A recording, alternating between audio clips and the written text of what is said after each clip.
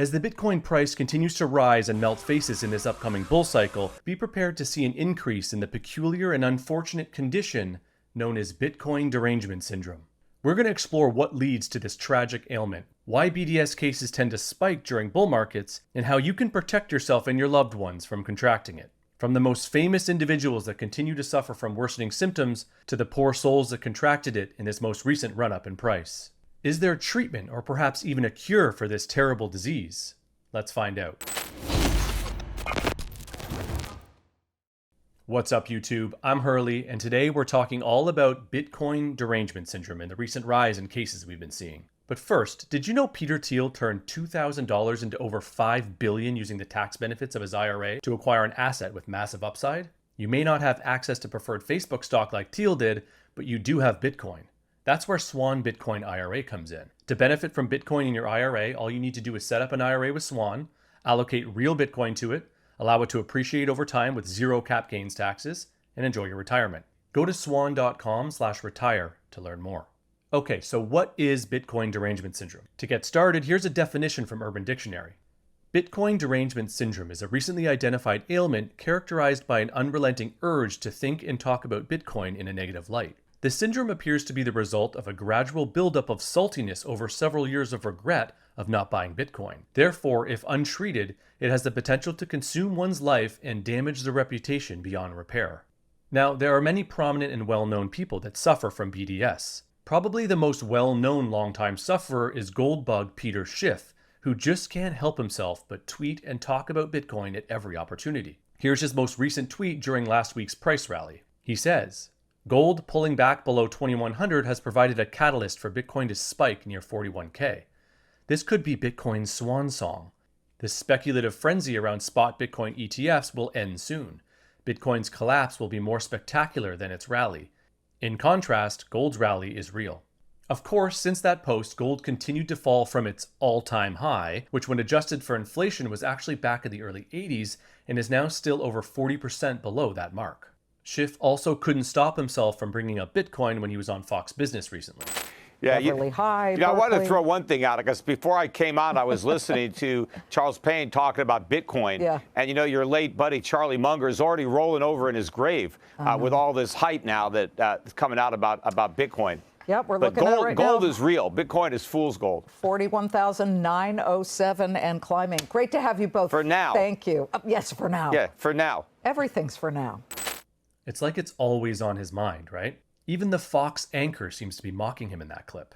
Schiff may be patient zero when it comes to BDS sufferers, but there have been a long run of infections that followed. We have author of Black Swan and Anti-Fragile, Nassim Taleb. The one, it's not an inflation hedge. Two, the thing is, it may be good for transaction, for petty transactions, small amount of money, but it's not good for real money laundering because it's very traceable. And three, it is pretty much the first time in the history of the world we have had a cult, cult coupled with a financial instrument. What do you... Actor Ben McKenzie. Would you describe it as a Ponzi scheme? Yes, it's a Ponzi scheme. And who can forget Peter Zeihan's appearance on Joe Rogan when Bitcoin was at 17K late last year? It serves no purpose. It's not a store of value. It's not a medium of exchange. And as we have seen, if you want it decentralized and not under government control, it is a haven for fraudsters. And now it is in the process of going to zero, except for Bitcoin, which will probably go negative, because if we're moving into a world with carbon taxes, you have to take into account the energy that it took to produce it in the first place. Ouch, that one's really tough to watch. Once again, the Bitcoin price is going up as we approach the network's fourth supply halving and institutional adoption through the upcoming ETFs. And with a new bull market approaching, we of course are starting to see a new wave of BDS infections. I'd never heard of him before last week, but apparent comedian Owen Benjamin began tweeting about Bitcoin last week and hasn't stopped since. Here's the one that started the brain rot. He says, "Bitcoin appears to be a decentralized Ponzi scheme, not a decentralized currency. People don't spend it because they want it to go up. The dollar works because of inflation. It keeps velocity up like hot potato. If you want to store value, silver, gold, and land. Because it's beautiful, useful, and valuable.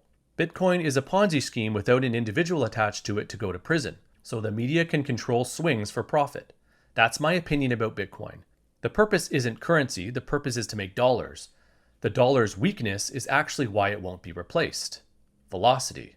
Saifedean Ammous had some brilliant responses, but they fell on deaf ears as he continued to furiously tweet incredibly bad and embarrassing takes throughout the week.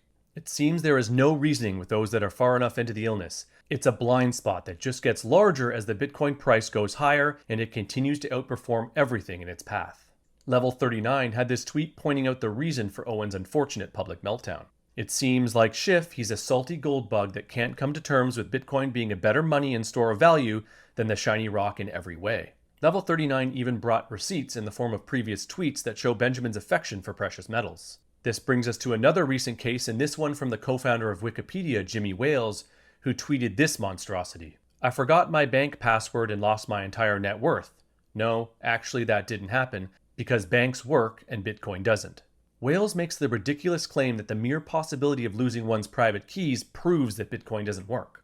While in his view, banks work because you can forget your PIN and your account password all you like. He, of course, completely leaves out the fact that banks in reality don't hold any of your deposits in the first place. Lynn Alden had this perfect ratio response to Wales' tweet. She says, "One of the most heartbreaking emails I got was from a Lebanese doctor who lost 95% of their net worth due to hyperinflation because they had held it in banks or currency. They were too busy being a doctor rather than a hands-on investor on the side as well, assuming the money is safe." In her response, Lynn highlights the profound benefits to Bitcoin over traditional government fiat in less financially privileged countries and jurisdictions where hyperinflation and financial censorship is much more prevalent, a fact that is lost on the Bitcoin skeptics who unanimously reside in the United States with the extreme financial privilege that comes with it. So how did Jimmy Wales contract BDS, you may ask? Using some sly investigative chops, Walker was able to uncover that in 2014, Wales received 23.5 Bitcoin from a kind internet stranger after initially tweeting that he had bought 0.1 Bitcoin to play around with. As the transaction history of his address shows, Wales subsequently spent it shortly after. Walker points out that if Wales held on, the Bitcoin would be worth over $1 million today. So it seems old Jimmy might just be salty that he missed out on those sick gains. So as this cycle begins to repeat and Bitcoin continues its meteoric rise in the next few years following the fourth supply halving in the spring, we can expect to see more and more saltiness and disbelief cascade into full-blown cases of Bitcoin derangement syndrome. It's as sure as the rising and setting of the sun. Many will be left behind by this profound monetary singularity and become incapable of digging their way out of the monumental hole they dig themselves into. The good news is that as Michael Saylor proved, there is a cure. Saylor famously tweeted this all the way back in late 2013. "Bitcoin's days are numbered. It seems like just a matter of time before it suffers the same fate as online gambling."